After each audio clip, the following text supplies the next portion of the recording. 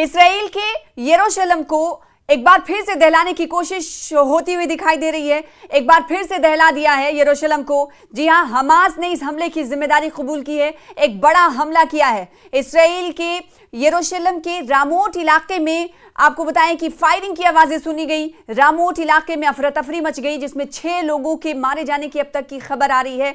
तो वहीं 15 लोग जख्मी बताए जा रहे हैं और 7 की हालत नाजुक है। आपको बताएं कि इस पूरे हमले की जिम्मेदारी हमास ने कबूल कर ली है। हमास ने कहा है कि हमें इसराइल से बदला लेना है और अक्सर बेशतर इस तरह की कार्रवाइयां हम अंजाम देते रहेंगे। हमले के बाद इस हवाले से हमास की तरफ से जिम्मेदारी कबूल करते हुए तमाम बातें कही गई हैं। और आपको बताएं कि इस वक्त यरूशलेम में इस वक्त अफरा तफरी का माहौल उस वक्त देखने को मिला जब इस हमले को अंजाम दिया गया था।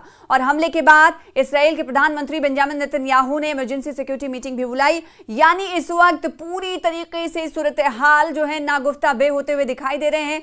हर सतह पर जहां इसराइल अलग अलग ममालिक से इस वक्त भिड़ते हुए नजर आ रहा है, तो दूसरी तरफ हमास हो या फिर हुसी हो यमन के, वो अलग अलग तरीके से टारगेट करते हुए नजर आ रहे हैं। आज ही हमने देखा कि यमन के हुसियों की तरफ से रामोन एयरपोर्ट को निशाना बनाया गया था और इस तरह का निशाना बनाया गया था कि 2 से 3 घंटे तक ऑपरेशनल एक्टिविटीज को यानी उड़ानों को बंद कर दिया गया था। और दूसरी तरफ अब हमास ने भी खून का बदला खून और छठी का दूध याद दिलाने की कसम पहले से ही खा रखी है। तो इसी की बनिस्बत हमने देखा है कि हमास ने आज यरूशलेम में निशाना बनाया है। और हमला कैसे किया गया है, इस हमले में आपको बताएं कि अब तक 15 से ज्यादा लोग जख्मी बताए जा रहे हैं और कई लोगों की मौत हो गई है। एग्जैक्ट आंकड़ा जो है वो 6 लोगों की मारे जाने की खबर के हवाले से सामने आया है और ये आंकड़ा कहा जा रहा है कि बढ़ सकता है। और इसीलिए इस हमले के बाद इजरायली प्रधानमंत्री की तरफ से आनन फानन में एक मीटिंग बुलाई जाती है। और ये हमला जब हुआ तो उस वक्त कैसे हुआ, कौन लोग आए और फिर उन्होंने हमले को अंजाम दिया, ये आपको पूरी तफसील इस वीडियो के जरिए बताएंगे।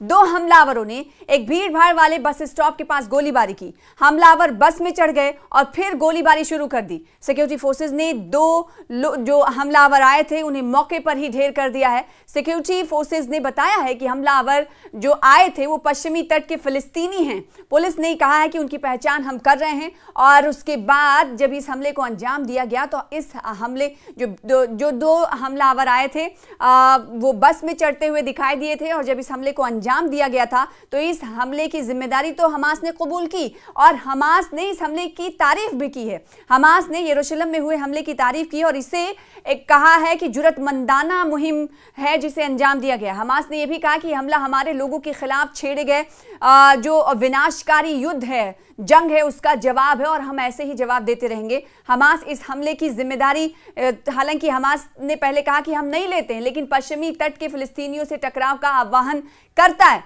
सोमवार की पीर के दिन इस वाक़े को अंजाम दिया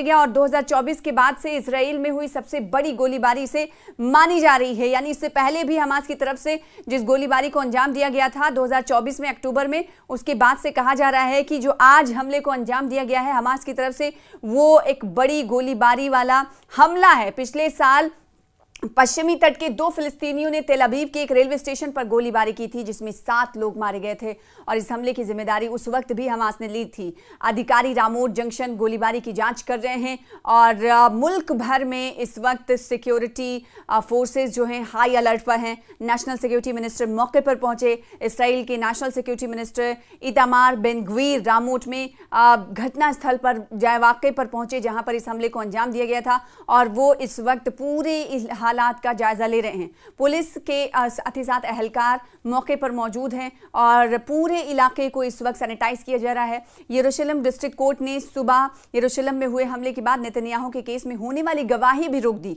कोर्ट ने कहा कि सुनवाई कल की जाएगी।